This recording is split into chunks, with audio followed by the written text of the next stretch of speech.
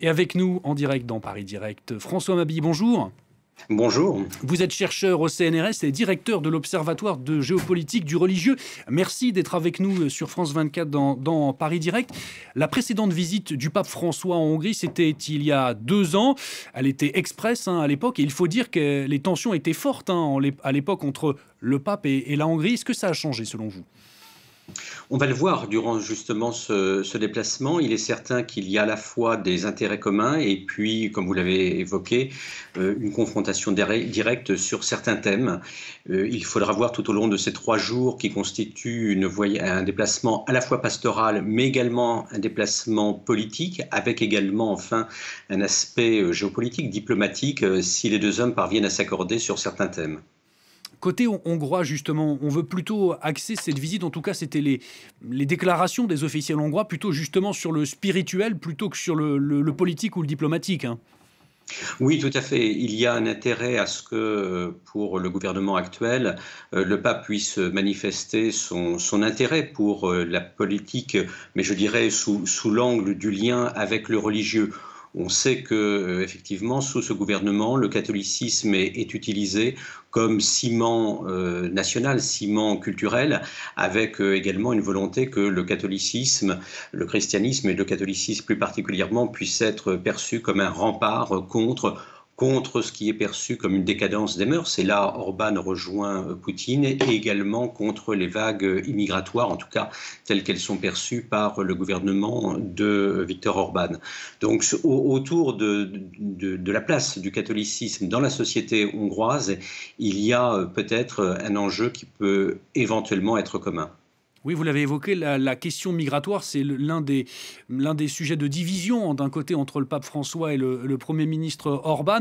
Est-ce que d'une certaine manière, le pape, selon vous, peut faire fléchir Viktor Orban sur ce point ? J'en doute fort, très honnêtement, tant les conceptions initiales sont éloignées. Vous l'avez rappelé, le pape se prononce depuis le début de son pontificat pour que l'Europe accueille davantage et accueille mieux les migrants et les réfugiés. Et Viktor Orban est sur une perspective diamétralement opposée. Même si, et ce pourrait être la jonction entre les 2 hommes, la Hongrie a tenté et objectivement accueille des réfugiés ukrainiens. Donc c'est peut-être, vous voyez, autour de ce point très particulier que les tensions pourraient s'amenuiser. Autre point d'accord entre le souverain pontife et Viktor Orban, notamment, cette fois-ci, c'est plutôt sur le côté de la guerre en Ukraine. Là, il semble y avoir consensus.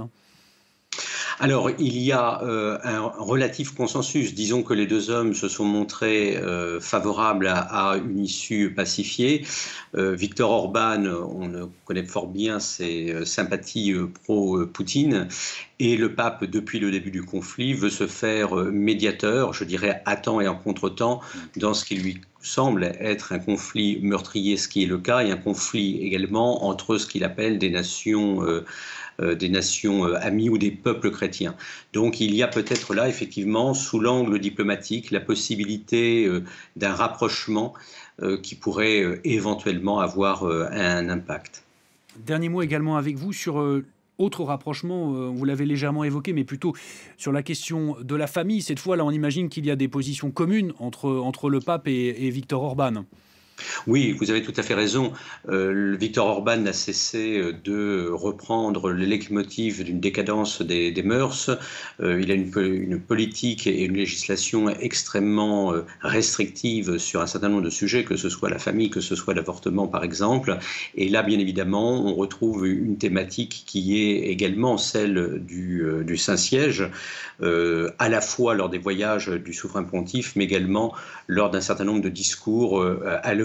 Le pape dénonçant par exemple ce qu'il appelle la colonisation idéologique de l'Occident sur un certain nombre de nations. Il fait référence là aussi bien à la promotion du préservatif que la théorie du genre. Et sur ces sujets-là, effectivement, vous avez raison, il y a sinon une vue commune, en tout cas un rapprochement objectif entre les 2 responsables. Merci beaucoup François Mabille d'avoir répondu à nos questions.